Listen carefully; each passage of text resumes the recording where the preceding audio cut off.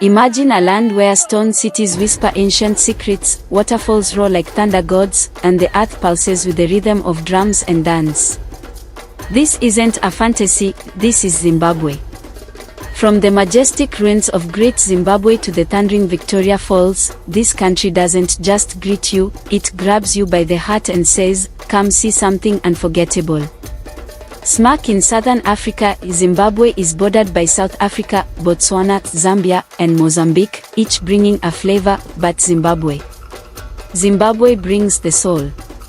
The Zambezi River flows like nature's red carpet, while savannas, balancing rocks, and misty hills turn the land into a live-action canvas of beauty. Whether you're hiking empty Nyangani or watching elephants stroll through one national park, Zimbabwe is geography with a heartbeat. Long before GPS or colonial maps, there arose a stone city called Great Zimbabwe, built with no cement, just sheer ingenuity. Constructed between the 11th and 15th centuries by the Kalanga-speaking Shona ancestors, it was a city of trade, worship, and royalty. Its walls, crafted without mortar, still stand as proof of African excellence. The name Zimbabwe itself means house of stone. As Great Zimbabwe declined, Prince Nyatsimba Mutota ventured north, founding the Mutapa Kingdom, stretching into modern Mozambique. With the title Mwenemutipa, owner of conquered lands, these kings ruled vast trade networks. But with power came interest. The Portuguese arrived in the 1500s, seeking gold and influence. What began as trade became manipulation, foreign guns clashing with local spears, weakening the state. In the southwest, the Towa dynasty rose in Khami, building its own stone marvels.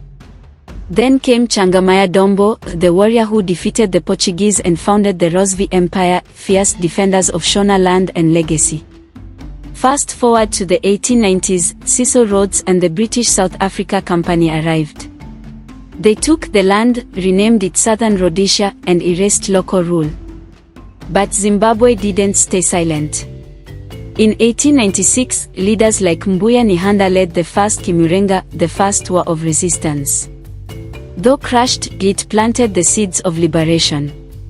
Decades later, after forced federations and UDI by white settlers, the second Kimurenga in 1966 to 1979 erupted. Guerrilla fighters from ZANU and ZAPU fought from forests, determined to reclaim their land and dignity. In 1980, the dream became real. Zimbabwe gained independence. Robert Mugabe, once a revolutionary, became prime minister. The streets filled with celebration, and the bird of Great Zimbabwe flew on a new flag. Mugabe's legacy. Complicated. From education and land reform to economic collapse and hyperinflation, he remained in power until 2017, when a military-led transition finally ended his 37-year rule. In ancient Zimbabwe, kings weren't just crowned, they were chosen by spirits. The Enonga, traditional healers, consulted ancestors through trance, drumming, and ceremony. Power wasn't about bloodline alone, it was about ancestral approval. These spiritual gatekeepers ensured the balance between kinship, community, and the divine. Zimbabwean culture is alive and electric. Mbira music, played with thumb pianos, connects the living with the ancestors. Mbira ceremonies summon spirits through dance and sound. Traditional dances like the Jerusalema are rich in rhythm and history, where every stomp tells a story. Storytelling, or ngano, is sacred. Around firelight, elders pass down tales, wisdom, and proverbs that still settle arguments faster than lawyers. Then there's Shona sculpture, stone art carved with precision, often reflecting community, spirituality, and nature. Zimbabwe's creativity reaches a global audience at the Harare International Festival of the Arts, where music, poetry, and dance showcase both roots and wings. From Great Zimbabwe to guerrilla strongholds, this nation was shaped by resistance and rebuilt by culture. With 16 official languages and a totemic system linking clans to animals and nature, its heritage in motion. Zimbabwe is more than a destination, it's a testimony. A land where stones speak, spirits guide, and every rhythm beats with pride. So whether you're chasing waterfalls, dancing at a Mbira, or just listening to Mbira under the stars, know this. Zimbabwe doesn't just tell stories, it lives them. In Zimbabwe, every meal tells a story rich in flavor, heritage, and community. Start with peanut butter rice and chicken stew, a dish that blends indigenous ingredients with ancestral technique. It's not just dinner, it's comfort, memory, and pride on a plate. Then there's Madora, mopane worms. High in protein, low in ego, this rural delicacy champions sustainability and tradition with every crunchy bite. Don't forget maputi, puffed maize that crackles like laughter at a family gathering. Often paired with mhandaya, a wild-harvested fruit, these snacks are a celebration of nature and community. Wash it all down with mohu, a fermented maize drink that tastes like nostalgia. Thick, tangy, and best served cold, it bridges generations, offering nourishment with a side of identity. Together, these foods reflect Zimbabwe's deep connection to the land, each bite a page in a living cookbook of resilience and joy. Zimbabwe's higher institutions are more than lecture halls, they are guardians of future dreams and ancient echoes. At the center stands the University of Zimbabwe, founded in 1952, a cradle of leadership and legacy in Harare. In Chenhoi, it fuses theory with action. Students here graduate with more than a degree, they live with the power to build and lead. The iconic Harare Girls High School and Prince Edward School mold tomorrow's leaders with discipline, pride, and purpose. And in Masvingo, Great Zimbabwe University stands close to the ruins from which it takes its name, reminding students that learning is strongest when rooted in identity. These institutions are Zimbabwe's soul schools, educating not just minds, but hearts, traditions, and futures. Some names don't just make headlines, they become mirrors of a nation's spirit. Kirsty Coventry, Olympic champion turned cabinet minister, His Grace and grit rolled into one, proving that gold medals and good governance can come from the same heart. Dambudzo Marekara, the firebrand poet from Lusapi, cracked open Zimbabwe's soul with prose that bled truth, pain, and rebellion. Oliver Mtukudzi, or simply Etuku, strummed Zimbabwe's conscience with every note, his music a national therapy session filled with wisdom and rhythm.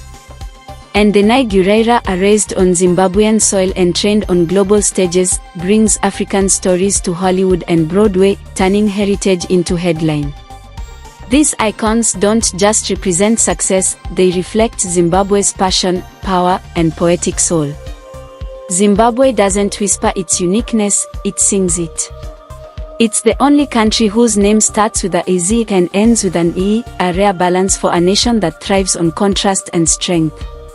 Its capital, Harare, sits high on a plateau and never seems to sleep, aptly named after a Shona chief meaning he who does not rest. Lake Kariba, one of the world's largest man-made lakes, stretches out like a sleeping dragon on the northern border. And the balancing rocks of Epworth, nature's version of abstract art, have inspired everything from architecture to banknotes.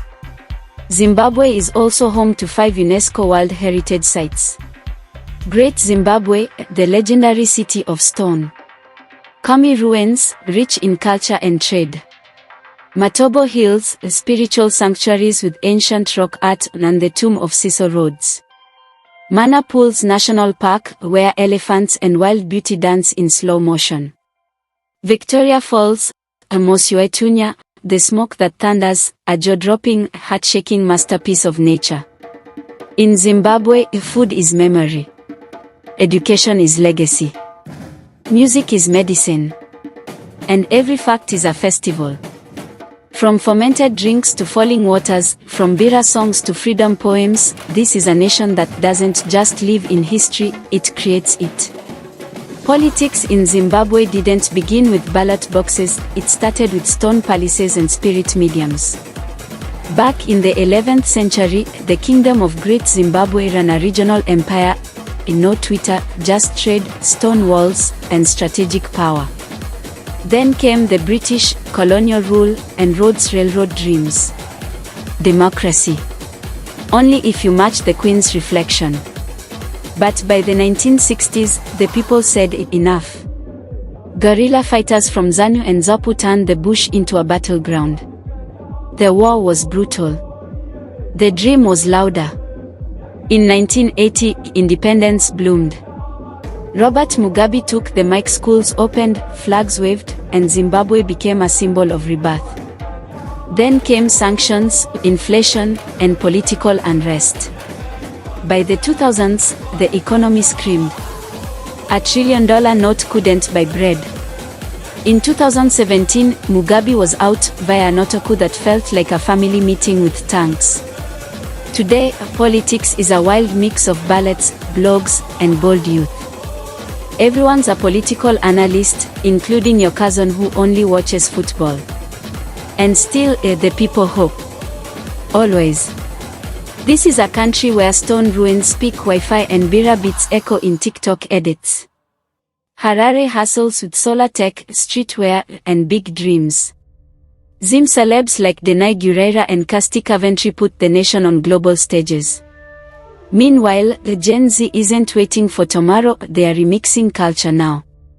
From diaspora kitchens to cultural festivals, Zimbabweans blend global style with grounded pride.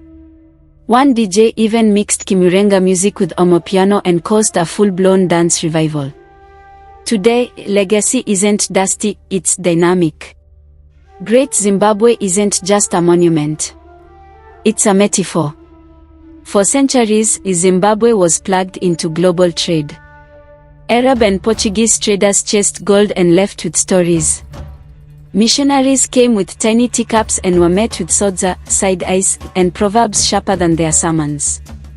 Through colonial mashups and modern mic drops, Zimbabwe adapted, resisted, and redefined. You could hear a Shakespeare quote, then elevate into a liberation chant, all before lunch.